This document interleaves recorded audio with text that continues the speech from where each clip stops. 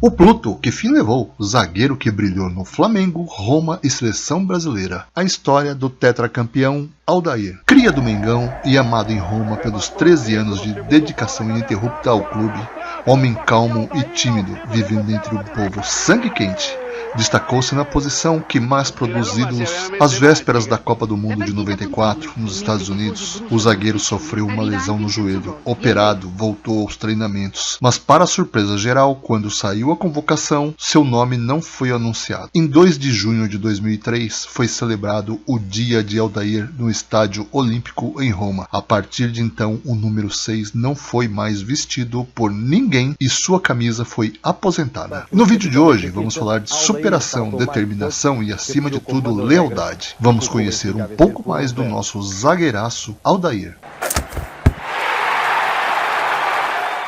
Aldair era um jogador firme, com chute esquerdo excepcional que combinava um excelente sentido de antecipação com uma técnica refinada e uma elegância própria de um habilidoso meio-campista. Não era apenas um profissional extraordinário quando entrava em campo, tenaz, mas justo e silenciosamente eficaz em seu papel de líder, mas também se mostrava exemplar fora do campo, sempre agindo com extrema classe e cortesia. Era carinhosamente apelidado de Alda ou Pluto, por sua semelhança com o personagem da Disney. Alguns compararam Aldair a Pluto também por sua inabalável fidelidade às cores Giallo Rossi, assim como Pluto era o amigo fiel e silencioso de Mickey Mouse.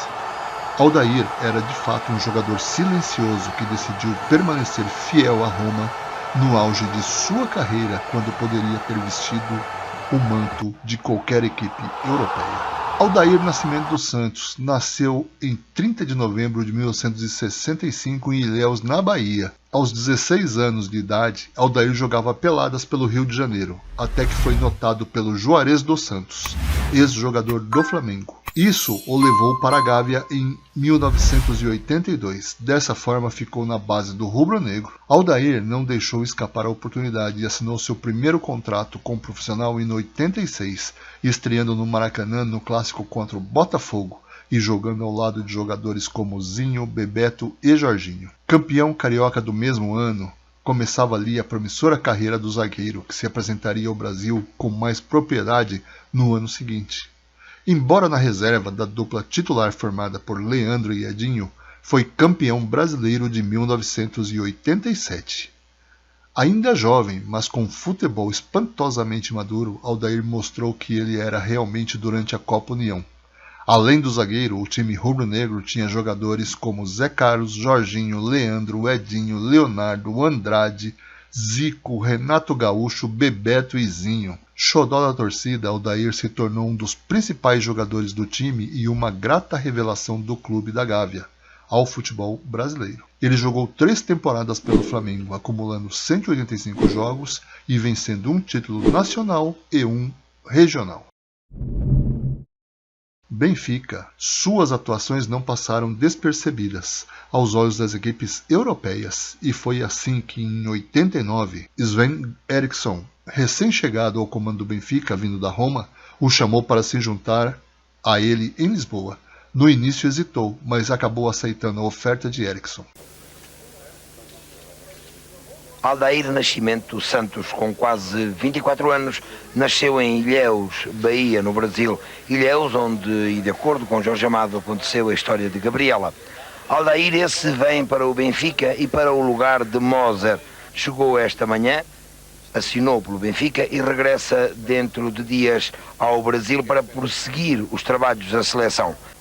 Aldair, o protagonista desta reportagem, é um homem tímido e introvertido. Aldair poderá ser, como foi Moser, um bom investimento para o Clube da Luz. Aldair diz que por agora só está preocupado em representar o Benfica, clube de quem sabe pouco, e a responsabilidade é muita.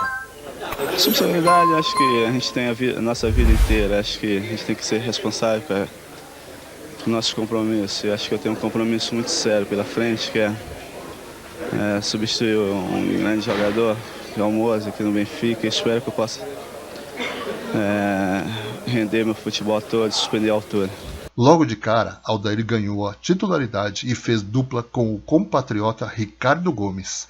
Apesar das boas atuações no campeonato português, o Benfica viu o Porto ser o campeão, mas os encarnados naquela temporada fizeram boa campanha na Taça dos Campeões da Europa. O Benfica chegou ao final contra o Milan. Aldair foi titular, terminou a temporada com 33 jogos no total e ainda quase marcou um gol, mas o título acabou ficando com os italianos por 1-0 para o Milan de Sacchi. Aldair teve um impacto positivo imediato em sua primeira temporada em Portugal e alguns dos maiores clubes europeus imediatamente colocaram seus olhos sobre ele. Entre seus admiradores estava Dino Viola, presidente da Roma, que, seguindo um conselho de Eriksson, contratou o brasileiro por $5 milhões. Essa foi a última contratação de Viola como presidente da Roma. Aldair se encaixou imediatamente no centro da defesa da Roma e os torcedores se apaixonaram rapidamente por Pluto e sua maneira de interpretar o futebol. Depois de anos assistindo aos clássicos zagueiros centrais, o torcedor da Roma se deixaram encantar por Aldair e sua habilidade em sair da defesa com a bola nos pés e a cabeça erguida. Além de seu estilo de jogo, Aldair provou ser um defensor incrivelmente talentoso, com excelente senso de tempo, ótima posição e habilidade tática inata. Ele frequentemente procurava sair do perigo com uma inteligência virada na beira da área, mas ao mesmo tempo era capaz de perceber quando a pressão era muito forte e afastar a bola lateralmente. Apesar de Aldair ser regularmente escalado como titular, seus primeiros anos na Roma não foram os mais fáceis. Levou tempo para se adaptar ao jogo e aos ritmos da Série A, e Aldair começou a sentir saudades de casa, em parte devido ao seu relacionamento não fácil com o treinador Ottavio Bianchi. Após apenas uma temporada, Aldair já pensava em voltar ao Brasil. Sua primeira temporada com a camisa giallo-rossa foi mais do que positiva, com a Roma derrotando a Sampdoria na final da Copa Itália, conquistando o troféu pela 7ª vez de sua história. Aldair, no entanto, não sabia que seriam necessários mais 10 anos para que a Roma conquistasse outro troféu. Os anos 90 foram marcados por uma constante troca de treinadores, após a saída de Ottavio Bianchi em 92. O estilo seguro, sereno e sóbrio fez com que em pouco tempo se tornasse titular da equipe. Os técnicos passaram e o Pluto manteve-se firme como um dos pontos de referência da defesa. Seguiram-se outros treinadores antes da chegada de Fábio Capello assumir o comando da equipe. Embora a Roma tenha tido dificuldades em competir no campeonato italiano, Aldair brilhava a nível internacional. Na nova Roma de Capello, Aldair continuou a liderar a defesa amarela e vermelha, com seu estilo inimitável, além de usar seu senso de posição para cobrir seus companheiros de equipe, especialmente o compatriota Cafu, durante a fase ofensiva. Se o ataque da equipe girava em torno de Francisco Totti, também é verdade que a defesa tinha em Aldair seu ponto de referência. Em 1998, Aldair recebeu a braçadeira de capitão de Abel Balbo, mas na partida contra o Udinese, em 31 de outubro de 1999, o brasileiro decidiu entregá-la ao jovem de 22 anos, Totti. Apesar da pouca idade, Aldair afirmou na época que fez isso porque achava que era hora de Totti assumir a responsabilidade de liderar a equipe. A defesa na Roma na temporada 2000-2001, composta por Aldair, Walter Samuel e Antônio Carlos Zago, foi uma das mais fortes de todos os tempos. Infelizmente, Aldair sofreu uma lesão grave no meio do caminho, perdendo o final da temporada, que viu a Roma conquistar seu 3º scudetto em sua história. Em 17 de julho, quando os giallorossi foram coroados campeões da Itália, os companheiros de equipe no vestiário cantavam Aldair, Aldair, Aldair. A lesão foi o começo do fim da aventura de Aldair na camisa amarela e vermelha, já que o peso dos anos começavam a se sobressair. Capello o utilizava cada vez menos nos 2 anos seguintes, mas sua classe permaneceu sempre intacta, como demonstrado em 30 de outubro de 2002. A Roma enfrentou os campeões em título da Europa, o Real Madrid, no Bernabéu, um mês antes do 37º aniversário de Aldair. A derrota simplesmente significaria a eliminação da Roma da Liga dos Campeões, e esse resultado parecia inevitável, com a Roma lutando no campeonato e agora tendo que lidar com os galácticos de Ronaldo, Luís Figo e Zinedine Zidane. Até a história estava contra os amarelos e vermelhos. O Real Madrid não perdia contra uma equipe italiana jogando em casa há 35 anos, e pouco tempo antes a Roma havia caído no Olímpico na primeira partida por um placar de 0-3. Aos 27 minutos de jogo, Totti marcou o gol da Roma. Aldair liderou a defesa com sua tranquilidade lendária, mantendo os 3 bolas de ouro e o resto dos galácticos à distância, em talvez sua melhor performance com a camisa amarela e vermelha, e a Roma venceu o jogo por 0-1. A temporada 2002-2003 foi a última de Aldair com a camisa da Roma, e sua última partida, a número 436 com as cores amarela e vermelha, ocorreu em 24 de maio de 2003, em uma partida em casa contra o Atalanta. Um jogo sem significado. O Atalanta já havia sido rebaixado apesar da vitória por 2-1 e a Roma estava ancorada na 8ª posição da tabela.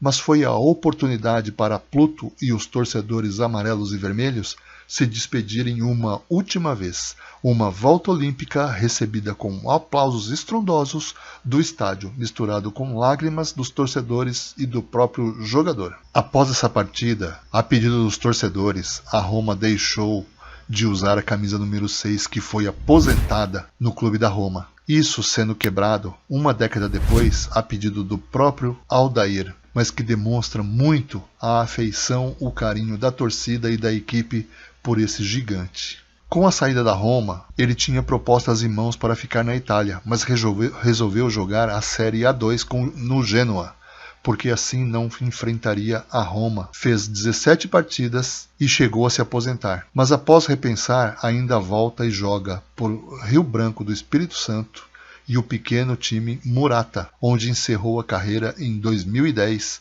perto já de 45 anos de idade.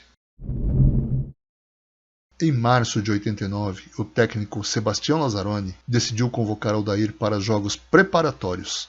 Graças ao seu bom desempenho, o zagueiro garantiu uma vaga no time que tentaria o título da Copa América naquele ano. Aquela foi a primeira grande conquista de Aldair com a camisa da seleção. O zagueiro atuou em 5 jogos no torneio, que encerrou um jejum de 40 anos sem títulos continentais. Lazzaroni seguiu convocando Aldair e no meio do ano seguinte o levou para a Copa do Mundo de 90 na Itália. Do banco, o zagueiro assistiu à eliminação da seleção brasileira contra a Argentina e pouco pôde fazer para ajudar o Brasil naquela competição. Paciente, o zagueiro parecia saber que sua hora de brilhar ainda chegaria, mesmo que fosse 4 anos mais tarde. Após o fim da Copa do Mundo de 90, Aldair nem mesmo precisou voltar para Portugal.